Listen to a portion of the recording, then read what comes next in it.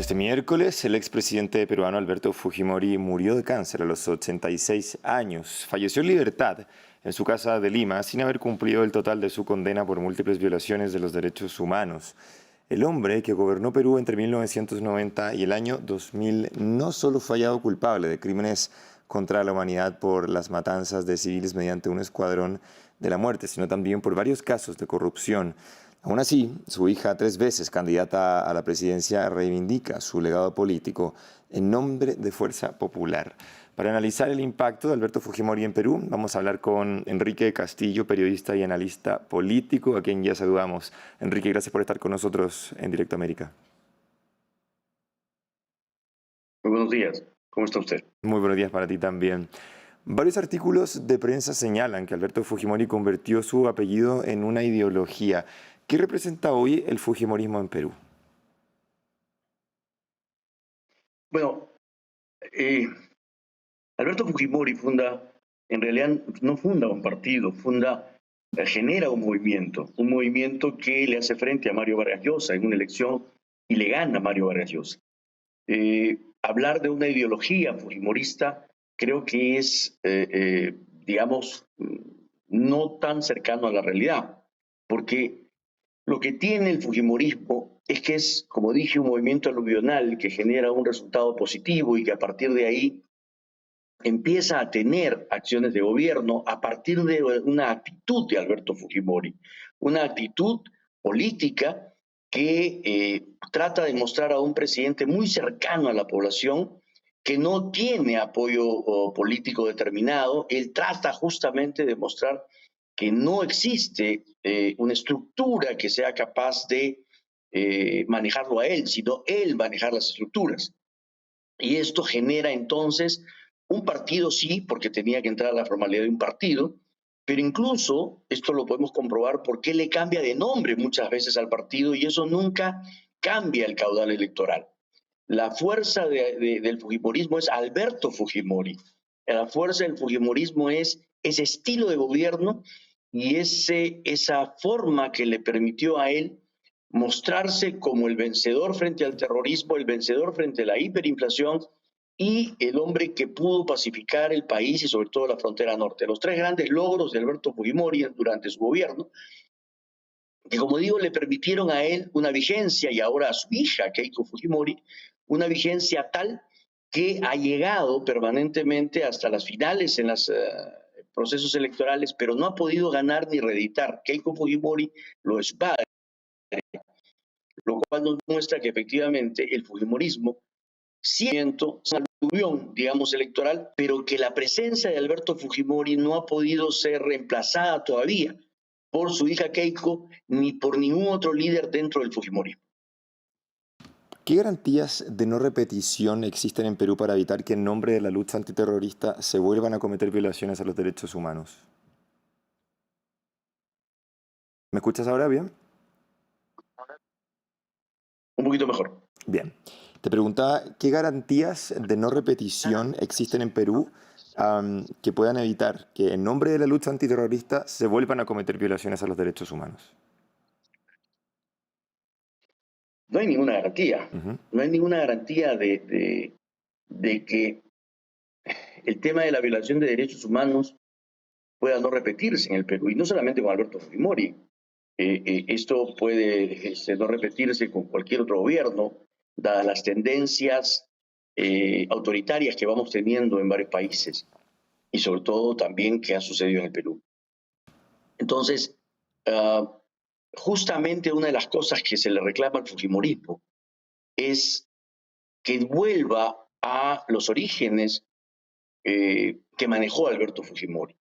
Es más, a los orígenes primigenios de los primeros 2 años del gobierno de Alberto Fujimori, o los primeros 3 años. Porque el gobierno fujimorista tuvo 3 etapas, ¿no es cierto? Una primera democrática, con muchas tensiones, pero democrática al fin. Una segunda etapa donde él quiebra justamente el proceso democrático al cerrar el Congreso y una etapa autoritaria muy fuerte. Entonces, la primera etapa donde él logra que las Fuerzas Armadas y el GEIN pudieran derrotar a Ismael Guzmán y al terrorismo, es quizás la más ansiada, una etapa en la cual el gobierno se acercó mucho a la población, se acercó a las rondas campesinas, fortaleció la civilidad justamente para hacerle frente al terrorismo, pero también donde hay acusaciones de abusos de las Fuerzas Armadas, no generalizados, por supuesto, pero sí abusos que se localizaron en determinadas zonas y en determinados sectores. Entonces, si se busca una garantía de que el tema del respeto a los derechos humanos deba cumplirse a cabalidad, yo creo que es una garantía que se pide, pero que no necesariamente se puede otorgar, que ningún gobierno pueda otorgar, sea fujimorista o no. Repito, son tiempos muy violentos, tiempos en los cuales, por ejemplo, la delincuencia en el Perú ha tomado gran parte de las calles del país.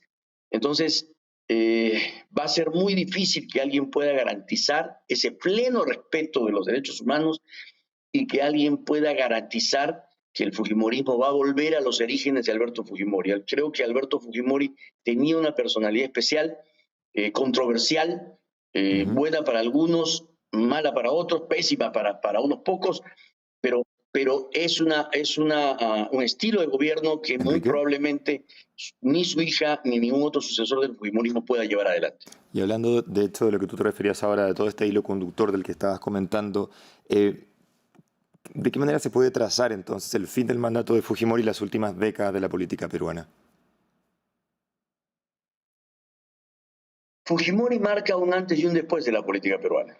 Eso es indudable. Y no porque él, digamos, sea el protagonista directo, sino porque él le da origen a un movimiento paralelo al fujimorismo que es mucho más fuerte, que ha sido mucho más fuerte que el fujimorismo. Y ese movimiento es el antifujimorismo. Desde hace 20 años, desde hace 2 décadas más o menos, un poquito más, el Perú ha vivido un bipartidismo. Y le llamo porque siempre las fines electorales con el fujimorismo de un lado y todos los demás partidos opositores al fujimorismo nucleados a través de un candidato antifujimorista. Entonces, los últimos 20, 22 años hemos vivido justamente esta dicotomía y esta polarización entre el fujimorismo y el antifujimorismo. Y eso es lo que ha determinado, por ejemplo, la elección de presidentes. Porque no hubiera sido elegido Pedro Castillo si no hubiera tenido al frente a Keiko Fujimori. Exacto. Y si no hubiera tenido Pedro Castillo detrás al antifujimorismo. No hubiera sido elegido Pedro Pablo Kuczynski si no hubiera tenido aglutinado al antifujimorismo que se unió finalmente en la segunda vuelta contra el fujimorismo. Y así le puedo narrar todos los procesos electorales, las disputas políticas. No hubiera sido vacado Pedro Pablo Kuczynski, por ejemplo, si no hubiera habido este enfrentamiento tan fuerte, tan confrontacional entre la bancada fujimorista que tenía 70, 72 congresistas y el antifujimorismo que estaba en las calles, ¿no es cierto? Y que de alguna manera también estaba en el Congreso.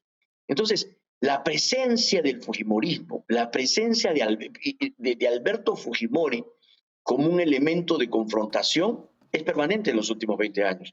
La vigencia del fujimorismo, aún teniendo a Alberto Fujimori preso, enfermo, ha sido muy grande. Aún ahora, hoy en día, se señala que quien gobierna en realidad el Perú es Keiko Fujimori y que tiene como, digamos, su socia a Dina Boluarte, la actual presidenta. Esto, cierto o no, nos muestra cómo el fujimorismo tiene esta presencia permanente en la política peruana.